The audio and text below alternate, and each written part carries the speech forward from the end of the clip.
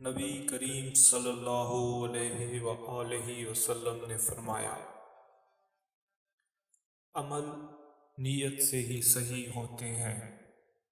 یا نیت ہی کے مطابق ان کا بدلہ ملتا ہے، اور ہر آدمی کو وہی ملے گا جو نیت کرے گا۔ پس جو کوئی اللہ اور اس کے رسول کی رضا کے لیے ہجرت کرے، اس کی ہجرت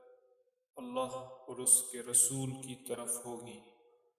اور جو کوئی دنیا کمانے کے لیے یا کسی عورت سے شادی کرنے کے لیے ہجرت کرے گا